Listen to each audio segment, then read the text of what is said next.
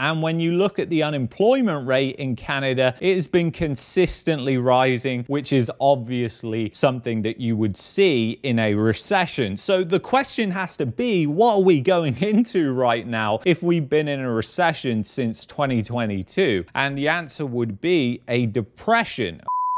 It's official, the economic depression starts in just 6 months in Canada, or even less than that, or even it's actually starting right now. So we'll get into why this is happening. So basically, if you look at the Canada 10 2-year spread right now, it has uninverted. If you've been following the channel for a long time, you will know that I've talked a lot about the yield curve and what that means. And basically, when the yield curve uninverts, it typically means that recession is coming within 6 months. Now, even according to World Bank data, Canada has been in a recession since 2022. In fact, let me show you that. So since 2022, you can see here, Canada 2023, GDP was actually less than 2022. And this is coming from the World Bank. It's not coming from Statistics Canada. And when you look at Canadian GDP data, it is heavily propped up by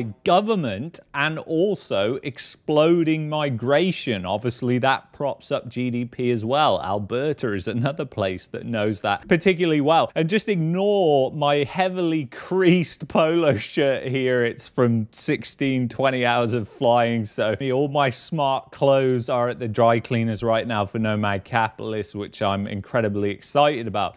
So I just want to show you this real quick. This is the view to my left right now, the Petronas Towers.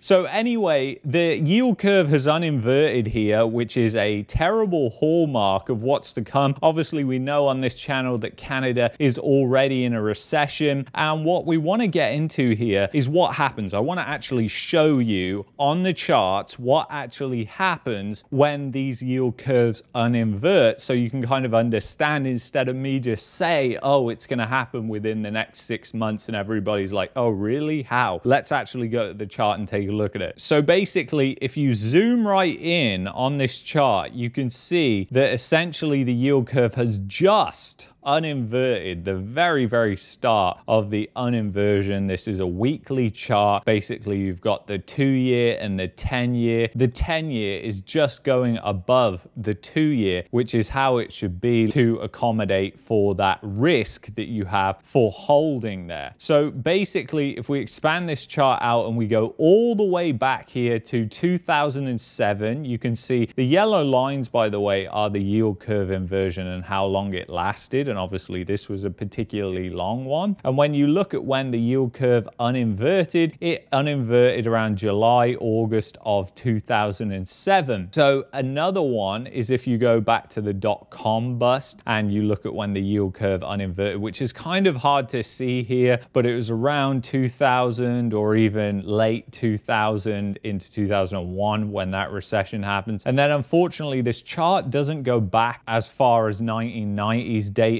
but we do have the US for that. So if you take a look at the US as well, the chart from Fred is much better. So if you take a look, basically when you go below this line here, that is a yield curve inversion. And you can see that clearly the curve inverted there in August of 2019. Nobody knew what was going to happen with the cerveza sickness and everything like that. And then by March, February of 2020, you were in recession. And you can see that that was not long after the uninversion, which happened in September of 2019. And then if you go all the way back to 2007, 2008, you can see what happened there. The yield curve uninverted around June in 2007, and then the recession started in December of 2007. And then if we go to the dot-com bust here, you can see the yield curve was inverted, and then it uninverted around December of 2000, around 2001 actually, the start. And then you can see the recession started in March, so within 2 months. And then if we go all the way back to the 1990s recession, you can see here, there's the recession. You can see the yield curve was inverted a couple of times here, and the uninversion, the last one that took place was March 30th, 1990. And then by July in 1990, you were in a recession. So the yield curve inversion, it actually is a very, very bad sign of what's to come. And especially in Canada, because of the GDP per capita recession that has been going on. If you look at GDP per capita data, it hasn't even been updated for 2024 yet, but it's gone down even more than this. So you're looking at $44,400 US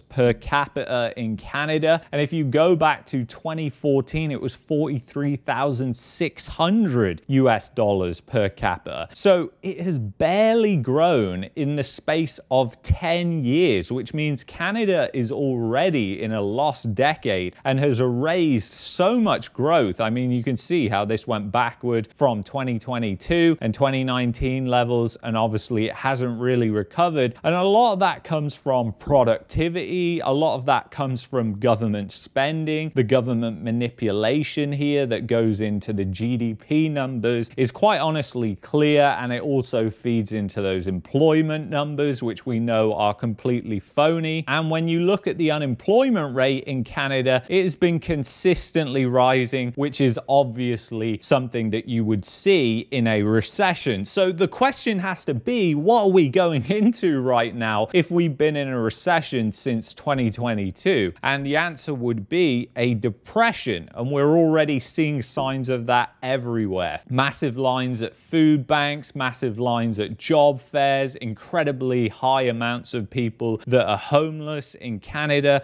a cost of living crisis, and all these things are kind of the hallmark of a depression. So this that has been triggered is not a good sign at all. And then I just want to show you this real quick, which is what's happening in Toronto. Viral video, hundreds in line at Fort York Food Bank, not surprising to operators. So obviously this sort of stuff, this was happening in 2023, guys. And what we've seen since then is food banks running out of food. So obviously, if you can't afford to feed yourself and your family, I don't think there's an any clearer sign or hallmark of a depression than people who can't afford to feed themselves. Obviously, that is actually what happened during the Great Depression, was you had lineups for soup kitchens, you had bread lines, and then you had massive lineups for jobs and different things like that. So obviously, all these things happening, it kind of shows you the warning that was already coming, and we've been seeing this for 2 years now. We've also been seeing